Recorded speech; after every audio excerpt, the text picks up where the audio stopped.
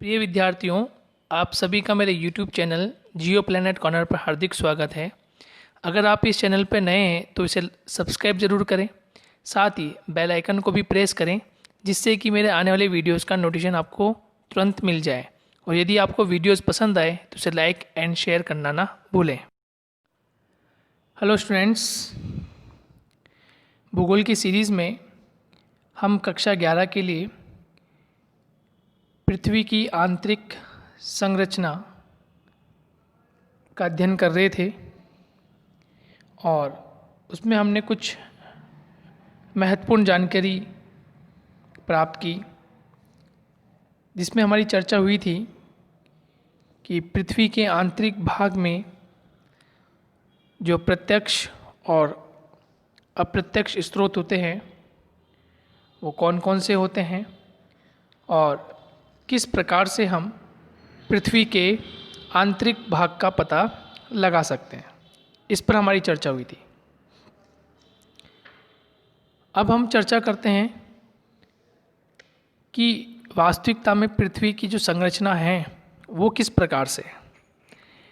तो आपको एक डायग्राम दिख रहा होगा दोस्तों। इस डायग्राम में 3 मेन पार्ट आपको दिए हुए।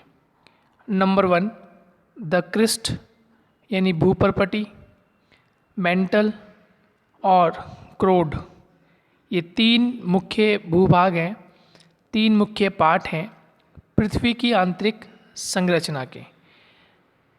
1 बाय 1 हम इसका अध्ययन करेंगे, लेकिन मेन आपको ये ध्यान रखना है कि 3 मुख्य भाग हैं और क्रोड को 2 अन्य भूभागों में या अन्य भाग में बांटा गया है। तो हम 1 बाय 1 एक एक की चर्चा कर लेते हैं। देखिए, भूपर्पटी सबसे पहले क्रस्ट का हिस्सा आता है, जो आपको चित्र में सबसे ऊपरी भाग दिया हुआ है। ये क्रस्ट वाला पार्ट है और क्रस्ट वाला पार्ट दिखाई दे रहा है। सबसे ऊपरी भाग जो है वो क्रस्ट वाला पार्ट कहलाता है। ये जिसको हम भूपर्पटी कहते हैं, जहाँ हम निवास करते हैं, ये भाग आपको क्रस्ट के नाम से जाना जाता है। उसके बाद लगभग 100 किलोमीटर के पश्चात और लगभग 2900 किलोमीटर तक का ये जो भाग होता है, यहाँ से यहाँ तक ये जो पूरा भाग है, इसको हम बोलते हैं मेंटल। क्या बोलते हैं? मेंटल। और जितनी भी ज्वालामुखी क्रियाएं जो होती हैं वो मोस्टली इस दुर्बलता मंडल से होती है। ठीक है, इसको इंग्लिश में बोलते हैं एस्थोनोस्फीयर। और फिर यहाँ से लगभग अंतिम यानी 6378 किलोमीटर तक का जो भाग है उसे हम कहते हैं क्रोड। ठीक है, क्रोड का कुछ क्षेत्र जो है वो लिक्विड फॉर्म में है और कुछ क्षेत्र जो है वो ठोस फॉर्म में है। जो द्रव के रूप में है उसको हम बोलते हैं बाह्य क्रोड। ठीक है, यानी आउटर क्रोड। और जो ठोस भूभाग में है उसको बोलते हैं हम आंतरिक क्रोड, यानी कि इनर क्रोड। ठीक है, तो इस तरह से इसको हमने बांट रखा है। तो हम पहले चर्चा करते हैं भूपर्पटी की, यानी क्रस्ट की हम चर्चा करते हैं। ये ठोस पृथ्वी का सबसे भारी भूभाग है। ये बहुत ही भंगुर भाग है जिससे जल्दी टूट जाने की प्रवृत्ति पाई जाती है। आप देखते हैं कि हम जो ड्रिलिंग करते हैं या किसी माध्यम से हम कोई खुदाई करते हैं तो कुछ समय बाद वो भाग जो है वो धीरे टूटना शुरू हो जाता है। जैसे आपने सड़क बनती है या कोई पाइपलाइन डलती है तो आपने देखा होगा जेसीबी मशीन के द्वारा या ड्रिलिंग मशीन के द्वारा उस भारी परत को जल्दी से जल्दी समाप्त कर दिया जाता है या वहाँ पर गहरा गड्ढा खोद दिया जाता है। इसका मतलब ये ठोस भाग तो है, परंतु क्या है, भंगुर प्राय है, मतलब जल्दी टूट जाने की प्रवृत्ति इसमें पाई जाती है। भूपर्पटी की मोटाई महाद्वीपों व महासागरों के नीचे अलग अलग है। तो देखिए, ये इम्पोर्टेंट है कि भूपर्पटी की जो मोटाई होती है वो महाद्वीपों के और महासागरों के नीचे अलग अलग पाई जाती है। ठीक है, महासागरों के नीचे इसकी मोटाई अलग है, महाद्वीपों के नीचे इसकी मोटाई आपको अलग देखने को मिलती है। महासागरों में भूपर्पटी की मोटाई महाद्वीपों की तुलना में कम है। महासागरों में भूपर्पटी की जो मोटाई होती है वो महाद्वीपों की तुलना में आपको कम दिखाई देती है। महासागरों के नीचे इसकी औसत मोटाई 5 किलोमीटर है। ठीक है, तो महासागरों के नीचे जो मोटाई होती है किसकी, भूपर्पटी की, वो औसतन कितनी होती है, 5 किलोमीटर। औसत रूप में कितनी पाई जाती है, 5 किलोमीटर। जबकि महाद्वीपों के नीचे यह लगभग कितनी होती है, 30 किलोमीटर मोटाई होती है। यानी कि यदि हम इसकी बात करें तो लगभग 6 गुना हो गई, लगभग 6 गुना। तो महाद्वीपों के नीचे जितने भी महाद्वीप हैं, 7 महाद्वीप आपको देखने को मिलते हैं। उन 7 महाद्वीपों के नीचे जो परपटी की मोटाई है वो कितनी है, लगभग 30 किलोमीटर औसतन। और महासागर जितने भी हैं, चाहे वो प्रशांत महासागर हो, अटलांटिक महासागर हो, हिंद महासागर हो और अन्य छिछले जो सागर होते हैं, उनके नीचे जो औसतन मोटाई होती है भूपर्पटी की वो कितनी होती है, वो 5 किलोमीटर तक पाई जाती है। ठीक है दोस्तों, आगे बढ़ते हैं। मुख्य पर्वतीय श्रृंखला के क्षेत्र में ये मोटाई और भी अधिक होती है। जहाँ पर्वतीय श्रृंखलाएँ देखने को मिलती हैं वहाँ भूपर्पटी की जो मोटाई होती है वो उससे कहीं अधिक हो जाती है। जैसे हम देखें, हिमालय पर्वत श्रेणियों के नीचे भूपर्पटी की जो मोटाई है वो लगभग 70 किलोमीटर है, लगभग 70 किलोमीटर तक है। और भूपर्पटी भारी चट्टानों से बनी है। ठीक है, भूपर्पटी जो होती है वो भारी चट्टानों से बनी होती है और इसका जो घनत्व होता है वो 3 ग्राम प्रति घन सेंटीमीटर होता है, 3 ग्राम प्रति घन सेंटीमीटर तक पाया जाता है। महासागरों के नीचे इसकी जो भूपर्पटी की चट्टानें हैं वो बेसाल्टिक फॉर्म में होती है। कौन से फॉर्म में होती है, बेसाल्टिक फॉर्म में। और महासागरों के नीचे इसका जो घनत्व होता है वो 2.7 ग्राम प्रति घन सेंटीमीटर होता है। तो इस तरह से हमने क्या देखा कि महासागरों के नीचे भूपर्पटी की जो मोटाई है वो अलग है, महाद्वीपों के नीचे भूपर्पटी की मोटाई अलग है। और जो हिमालय क्षेत्र होते हैं या वलित पर्वत होते हैं, पर्वत श्रृंखलाएँ होती हैं, वहाँ जो भूपर्पटी होती है और उसकी जो मोटाई होती है वो भी आपको अलग अलग देखने को मिलती हैं। तो भूपर्पटी जो कि भारी चट्टानों से बनी है, और भारी चट्टानों से क्यों बनी है, क्योंकि आपको पता है, आगे हम पढ़ेंगे। फिर आपको थोड़ा सा बता देता हूँ मैं आपको कि ज्वालामुखी जो विस्फोट होता है वो ज्वालामुखी विस्फोट आंतरिक भाग से ऊपर की ओर आने की चेष्टा रखता है, ऊपर की ओर आता है और ऊपर की ओर आकर वह फैल जाता है। ऊपर की ओर आके वह क्या करता है, फैलना शुरू करता है। इसलिए ऊपरी परत जो है वो कैसी है, मोटी। ऊपरी परत कैसी है, मोटी। लेकिन मोटी होने के बाद भी भंगुर है, क्योंकि इसकी जो क्वालिटी है वो कैसी है, भंगुर, यानी जल्दी टूट जाती है, यानी ज़्यादा ठोस अवस्था में नहीं है लेकिन मोटी पाई जाती है। ठीक है साहब। उसके बाद महासागरों के नीचे भूपर्पटी की जो चट्टानें होती हैं, ठीक है, महासागरों के नीचे भूपर्पटी चट्टानें जो होती है वो किस फॉर्म की होती है, बेसाल्ट। किस फॉर्म की होती है, बेसाल्ट। जबकि भूपर्पटी की जहाँ पर महाद्वीपों का घनत्व है वो किससे बनी होती है, ग्रेनाइट से। वो किससे बनी होती है, ग्रेनाइट से। और महासागरों के नीचे जो इसका घनत्व होता है वो 2.7 ग्राम प्रति घन सेंटीमीटर होता है। जबकि महाद्वीपों के नीचे ये जो होती है इसका जो घनत्व होता है वो 3 ग्राम प्रति घन सेंटीमीटर तक पाया जाता है, 3 ग्राम घन सेंटीमीटर तक पाया जाता है। तो ये कुछ इसकी बेसिक जानकारी थी, उसकी हमने चर्चा कर ली। अब हम बात करते हैं मेंटल की। मेंटल की बात करते हैं। भूगर्भ में परपटी के नीचे, अब भूगर्भ में परपटी के नीचे बात करेंगे। नीचे का भाग क्या कहलाता है, मेंटल। क्या कहलाता है दोस्तों, मेंटल। ये मोह अशांतत्य से प्रारंभ होकर, एक्चुअली में ये जो नाम है मोह अशांतत्य, ये आपकी बुक में नहीं दिया हुआ लेकिन मैं बता देता हूँ। कुल मिला के 5 व्यक्ति हैं, जैसे एक व्यक्ति का नाम है कॉनराड, एक व्यक्ति का नाम है मोह, इनका नाम ही मोह है, एक का नाम है गुटनबर्ग, ठीक है, एक का नाम है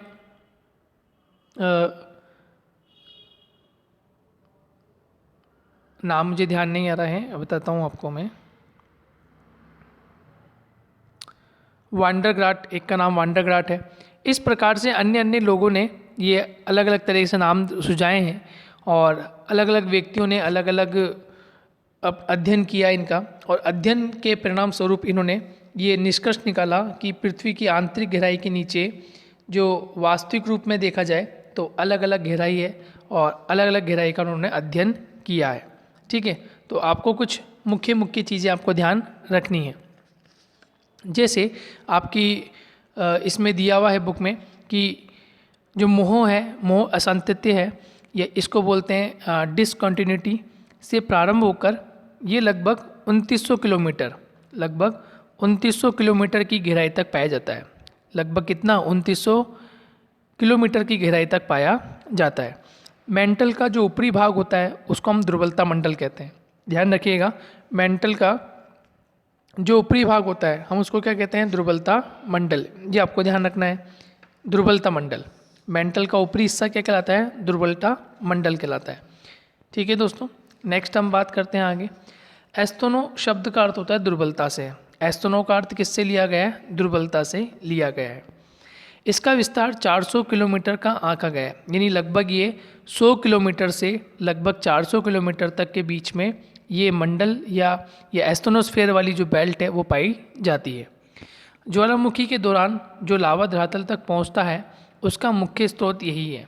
ठीक है, मैंने अभी आपसे चर्चा की थी कि ज्वालामुखी के माध्यम से जो लावा प्रस्तुत होता है, धरातल पर जो लावा आता है वो यहीं से आता है। इसका मतलब ये जो भाग है ये कभी ठोस तो कभी द्रव रूप में हो सकता है, या यूँ कह सकते हैं ये लचीला फॉर्म में होता है। ठीक है, विस्केसियस फॉर्म में हो सकता है, और यहीं से लावा जो है वो धरातल पर प्रकट होता है। इसका मुख्य स्रोत यही है। इसका घनत्व भूपर्पटी की चट्टानों में अधिक है, अर्थात 3.4 ग्राम प्रति घन सेंटीमीटर से अधिक। भूपर्पटी एवं मेंटल का ऊपरी भाग मिलकर स्थल मंडल लिथोस्फीयर कहलाता है। यानी भूपर्पटी और मेंटल का जो भाग है, ऊपरी भाग जो होता है वो क्या कहलाता है? लिथोस्फीयर, यानी कि स्थल मंडल कहलाता है। इसकी मोटाई 100 से 200 किलोमीटर के बीच में पाई जाती है। तो इसकी मोटाई जो है कितनी? 100 से 200 किलोमीटर तक पाई जाती है। निचले मेंटल का विस्तार दुर्बलता मंडल के समाप्त हो जाने के बाद तक है। ये ठोस अवस्था में रहता है। तो जो निचला मंडल होता है इसके भी दो मंडल होते हैं, ऊपरी मेंटल और निचला मेंटल। ठीक है, अपर मेंटल और लोअर मेंटल। तो जो लोअर मेंटल वाला पार्ट है वो कैसा है? ठोस अवस्था में। कैसा दोस्तों? ठोस अवस्था में। लेकिन जो बाह्य क्रोड और आंतरिक क्रोड है उसमें से बाह्य क्रोड कैसा है? लिक्विड फॉर्म में, यानी द्रव अवस्था में है। जबकि आंतरिक क्रोड कैसा है? वो ठोस अवस्था में है। ठीक है, ये आपको ध्यान रख लेना है। नेक्स्ट फिर इम्पोर्टेंट है कि क्रोड क्या होता है। फिर हम क्रोड की चर्चा करेंगे कि क्रोड क्या है। तो डायग्राम में आपको दिया हुआ है कि क्रोड का जो दो भाग आपको दिए हुए हैं, एक द्रव अवस्था में है और एक ठोस अवस्था में है। ठीक है, तो हम इसकी भी चर्चा करेंगे कि ऐसा क्यों है, इसका कारण क्या है। देखिए, जैसा कि पहले इंगित किया जा चुका है कि भूकंपी तरंगी होती हैं उनका जो वेग पृथ्वी के क्रोड को समझने में सहायता प्रदान करता है। ठीक है, ये अभी हम आगे चर्चा करेंगे कि वास्तविक रूप में क्या होता है कि जो भूकंपी तरंगी होती है उस भूकंपी तरंगों का अध्ययन करने के लिए जो क्रोड का भाग होता है वो बहुत महत्वपूर्ण होता है। तो हम जानेंगे ऐसा क्यों, इसके पीछे कारण क्या है। कि दोस्तों, क्रोड व मेंटल की सीमा 2900 किलोमीटर की गहराई पर है। ठीक है, क्रोड की जो सीमा और मेंटल की जो सीमा है वो 2900 किलोमीटर की गहराई पर पाई जाती है। इसके बाद होता है बाह्य क्रोड, यानी आउटर कोर, तरल अवस्था में है। ठीक है, या उसको हम द्रव अवस्था कह सकते हैं। जबकि आंतरिक क्रोड जो है वो ठोस अवस्था में है। आंतरिक क्रोड कैसा है? ठोस अवस्था में। मेंटल व क्रोड की सीमा पर चट्टानों का घनत्व लगभग कितना है? 5 ग्राम प्रति घन सेंटीमीटर। 5 ग्राम प्रति घन सेंटीमीटर पाया जाता है। केंद्र में ये लगभग 6300 किलोमीटर की गहराई तक, केंद्र में लगभग 6300 किलोमीटर की गहराई तक घनत्व लगभग 13 ग्राम प्रति घन सेंटीमीटर, 13 ग्राम प्रति घन सेंटीमीटर तक हो जाता है। इससे पता चलता है कि क्रोड भारी पदार्थ। अब देखिए ये क्या समझाना चाह रहा है। देखिए मैं आपको यहाँ डायग्राम के माध्यम समझा देता हूँ, आपको समझ में आ जाएगा। इस प्रकार से आकृति आप देख रहे होंगे। इस प्रकार से हमारी पृथ्वी का एक पार्ट हमने निकाल लिया। उस पार्ट का हम यहाँ पर डिस्क्रिप्शन दे रहे हैं आपको। देखिए ये जो पार्ट है, ये जो ऊपरी भाग आपको दिखाई दे रहा है, ये ऊपरी भाग जो है यहाँ घनत्व कितना है? अलग अलग है। महाद्वीपों के नीचे 3 ग्राम प्रति घन सेंटीमीटर, जबकि महासागरों के नीचे ये 2.5 ग्राम प्रति घन सेंटीमीटर हो जाता है। अब जैसे हम गहराई में आते हैं, अब जैसे हम गहराई में आ रहे हैं तो इसका जो मध्यवर्ती भाग है वो मध्यवर्ती भाग में कितना ग्राम से घनत्व बढ़ जाता है, तो 5 ग्राम प्रति घन सेंटीमीटर होता है। कितना होता है? 5 ग्राम प्रति घन सेंटीमीटर। और जैसे जैसे और नीचे हिस्से में आते हैं तो यहाँ घनत्व बढ़कर कितना हो जाता है? लगभग 13 ग्राम प्रति घन सेंटीमीटर तक हो जाता है। इसका मतलब ये है कि ठोस पदार्थ जहाँ अधिक होंगे, ठोस पदार्थ जहाँ अधिक होंगे, इसका मतलब वहाँ पर सर्वाधिक घनत्व देखने को मिलेगा। सर्वाधिक घनत्व देखने को मिलेगा कहाँ पर? जहाँ ठोस पदार्थ अधिक होंगे। तो सिंपल सी बात है, ठोस वस्तु जो होती है वो भारी होती है, भारी होगी तो उसका घनत्व भी अधिक होगा। ठीक है, जैसे एक बाल्टी में पानी है, उस पानी में आप बर्फ़ का एक टुकड़ा डालते हैं, तो अब आप देखिए पानी का घनत्व और बर्फ़ का घनत्व, यदि पानी का घनत्व अधिक है और बर्फ़ का टुकड़ा छोटा है और उसका घनत्व कम है, तो वह कुछ समय नीचे जाके फिर वो ऊपर आ जाएगा। लेकिन वहीं दूसरी ओर बर्फ़ का घनत्व अधिक है, जो आपने जो बर्फ़ डाली है उसका घनत्व अधिक है और पानी का घनत्व कम है, तो वो नीचे की तरफ डूब जाएगा, नीचे डूब जाएगा। तो घनत्व पर डिपेंड करता है, जिसका घनत्व अधिक होगा इसका मतलब वो भारी तत्वों से बना होता है। लेकिन एक सिंपल पानी, इसका उदाहरण एक ये भी हो सकता है, एक सिंपल पानी है और एक बर्फ़ है, तो बताइए दोनों में से किसका घनत्व अधिक होगा? नॉर्मली है कि बर्फ़ का घनत्व अधिक होगा, क्योंकि उसके जो अणु है वो पास पास है। उसके अणु कैसे हैं? पास पास। और जो सिंपल पानी है उसके अणु कैसे हैं? दूर दूर, तो उसका घनत्व और कम हो जाएगा।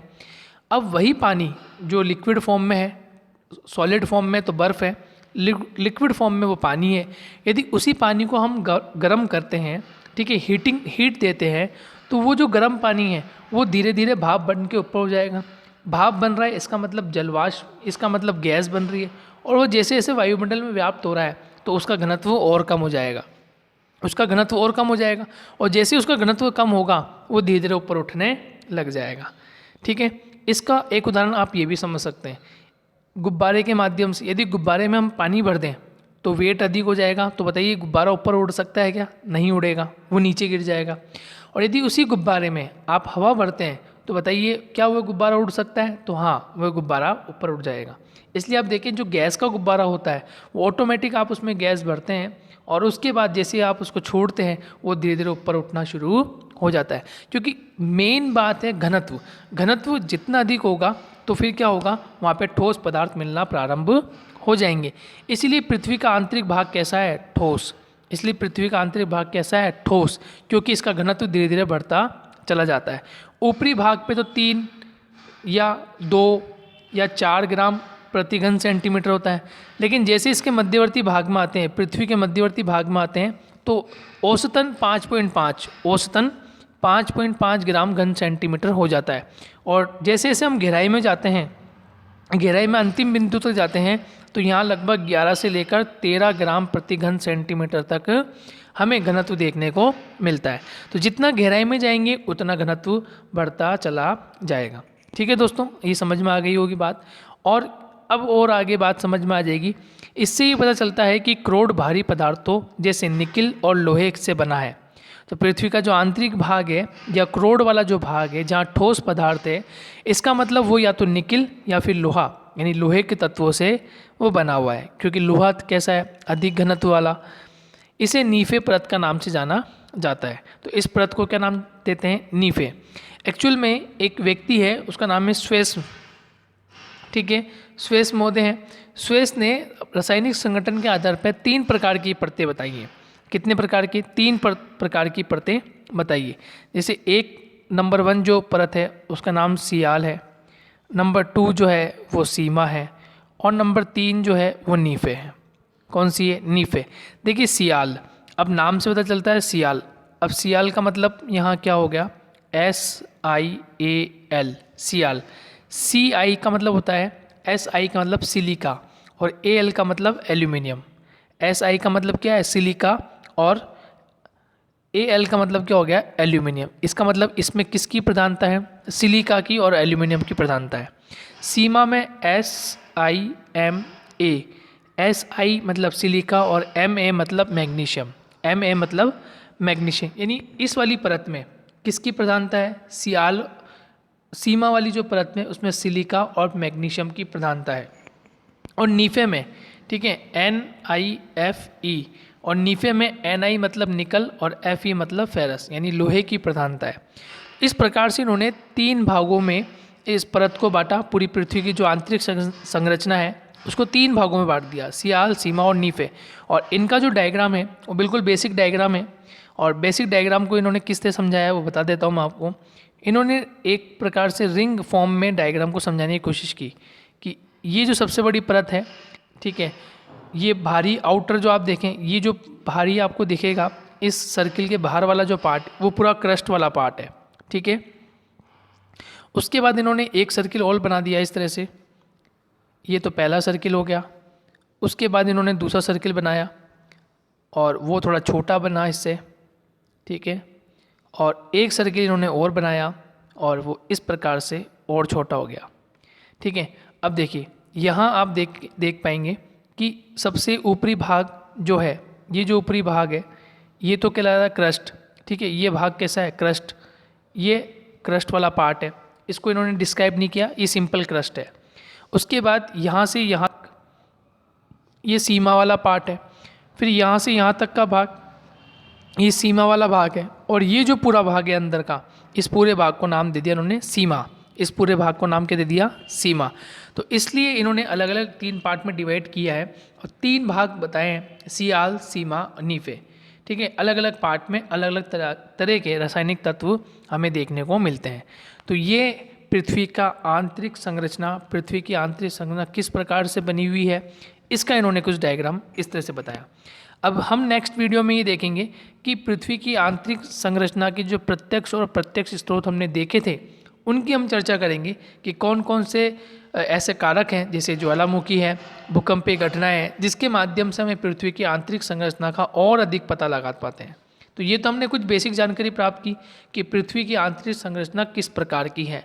और नेक्स्ट लेक्चर में हम मिलेंगे आपके साथ, उसमें हम ये जानकारी प्राप्त करेंगे कि पृथ्वी की आंतरिक जानकारी में, आंतरिक संरचना में जो प्रमुख स्रोत है जैसे भूकंप और ज्वालामुखी, वो किस प्रकार से पृथ्वी की आंतरिक संरचना की जानकारी हमें दे सकते हैं। दोस्तों मिलेंगे नेक्स्ट वीडियो में, जब तक कि आप जो भी नोट्स हैं अच्छे से प्रिपेयर करें, ताकि नेक्स्ट जो हम पढ़ने वाले हैं, नेक्स्ट जो वीडियो हम कवर करेंगे उसमें आपको और अच्छे से समझ में आ जाए। ठीक है दोस्तों, मिलते हैं नेक्स्ट वीडियो में। Thank you.